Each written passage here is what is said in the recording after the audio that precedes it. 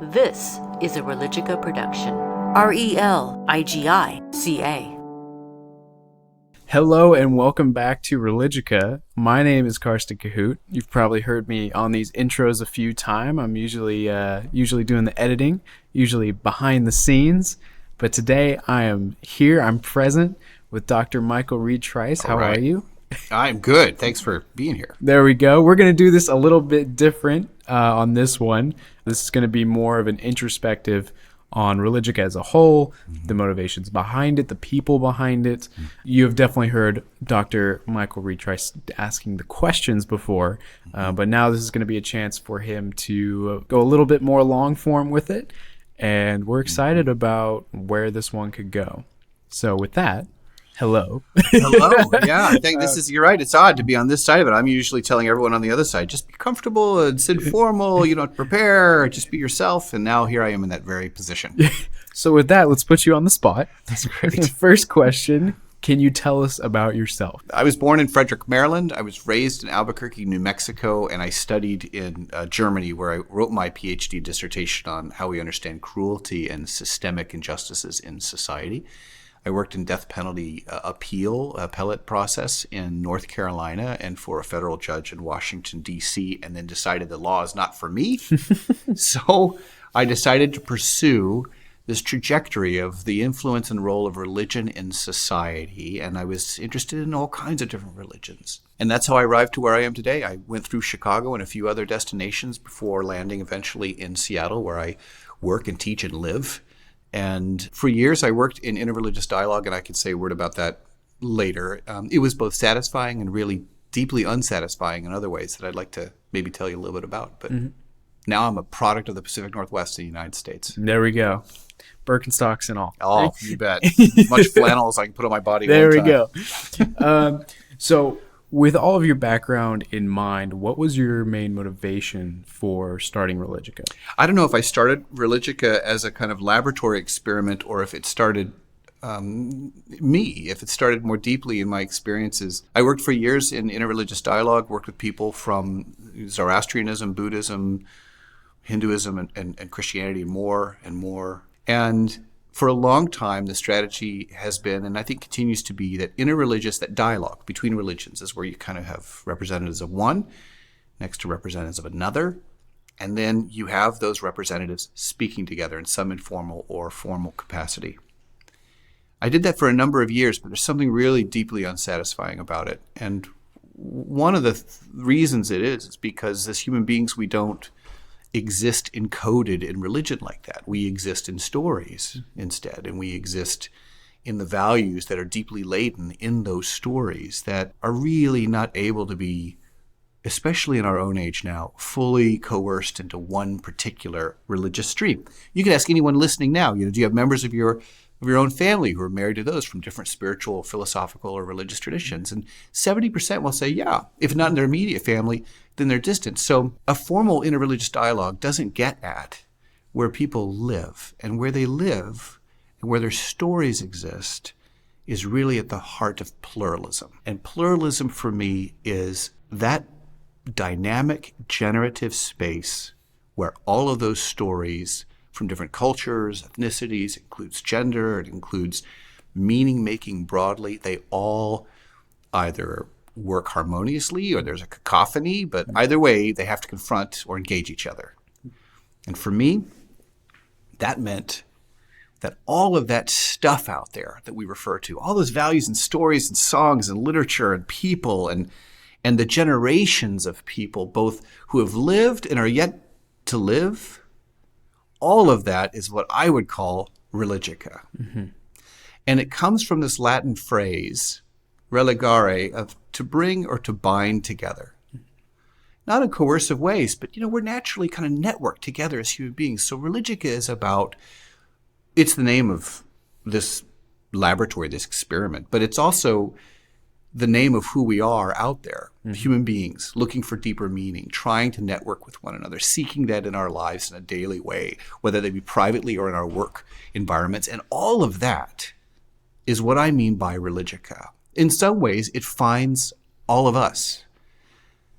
And I wanted to point to that, and I wanted to point to those stories and do that cooperatively with others in order to show that this world, this level of deep pluralism is not only aspirational out there in the future, it's all around us right now. Right, and definitely the pluralism, as you're describing it, can be seen not only in the podcast section as we're interacting with right now, but also in the news section and people who are actually on the Religica team. It's all about bringing together different ideas and people to create something that's better than the sum of its parts. Yeah.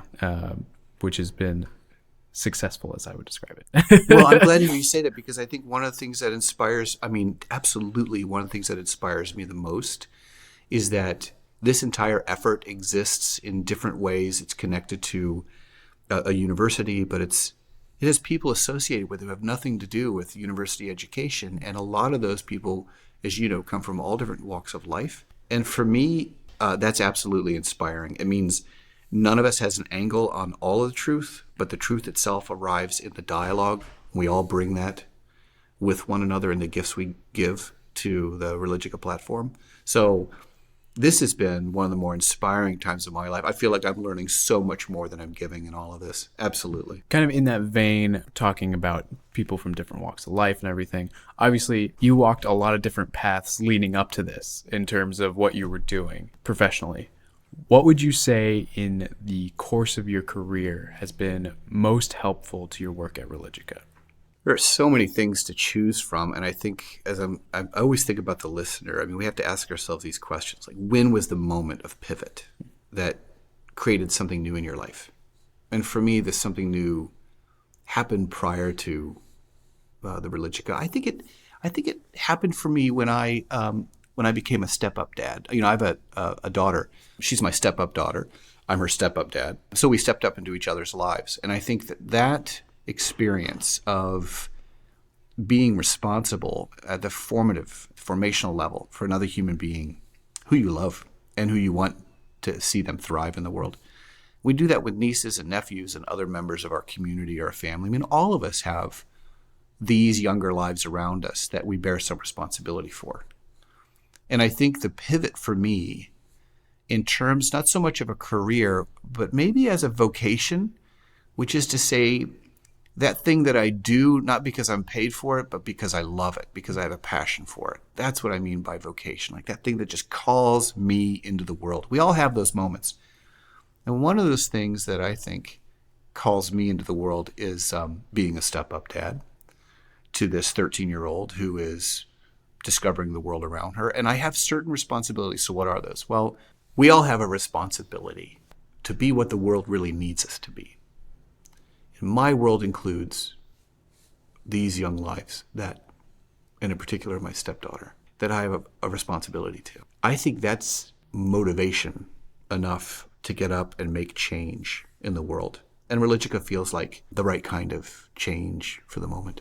Now that we have this opportunity to essentially break the fourth wall for the listeners and talk about what they're listening to, do you have anything you wanted to say to those who are listening to these consistently? I think, we're working right now on a series that's focused on questions. What are the questions that are engaging our worlds?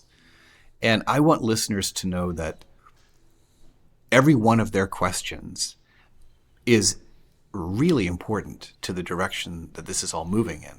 And this is a house that's built up by the stones where every stone matters, every voice matters, every sense of inquiry about where we're going in the world matters. And I want those listeners to know where they have suggestions or items to refine, or where they have a question they think needs to be asked, just to reach out to us. We have people who are able to facilitate that. And the reason it's so essential is because the questions we're asking, it's one of the few things about our species that's so incredibly specific to being a human being. Like, we're always asking ourselves two things. What does this mean, and what's the next question? And as far as we know, you can look up into space and go a few trillion miles out. Let's see, more than that. You can go trillions upon trillions of miles out, and you're not going to run into anyone quite like us. At least that's as far as we know right now. So we're unique on this blue marble, even though we don't often feel that way. By unique, I mean we have something to give, and we ask questions of each other and of the mystery and of the universe and of ourselves. So I think that's part of the essential gift that Religica brings, and I'm hoping that people will see this as a place where you can ask questions. But to the fourth wall, we need to be more interactive. There's so much going on in the world. I was speaking with women who own their own businesses in Cairo, and they were talking about how they received these microloans. I mean, it was fascinating, and the tenacity and endurance that they showed in bringing these small businesses into existence. That's just one little pocket of story.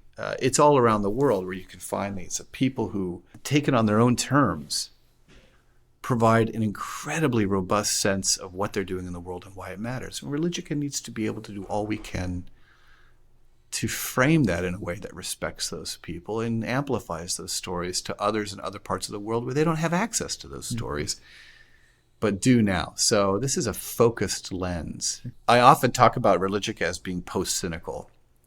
It doesn't mean we don't criticize religion. It's not all about religion, I should say. It's about these different philosophies and spiritualities and religions as well. Post-cynical means that we're going to refuse to allow ourselves to simply critique an institution and miss the deeper richness of meaning making that has actually been important for our lives all of these years. Would you describe that as kind of the end-all be-all for why Religica exists?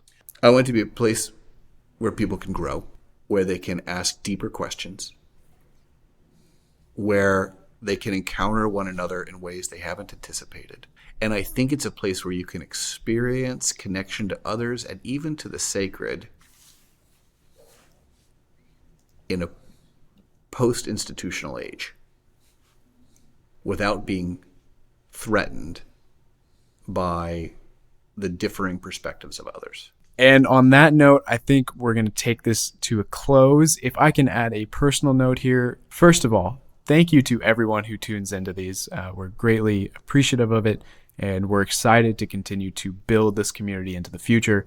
And secondly, if you or someone you know would like to be included in this conversation and provide an interview to be used on the Religica platform, please email us at info@religica.org. We would love to hear from you and love to feature your perspective alongside all the others that have already been uploaded. Once again, thank you for listening. Thank you. You have been listening to Religica. Visit us at www.religica.org.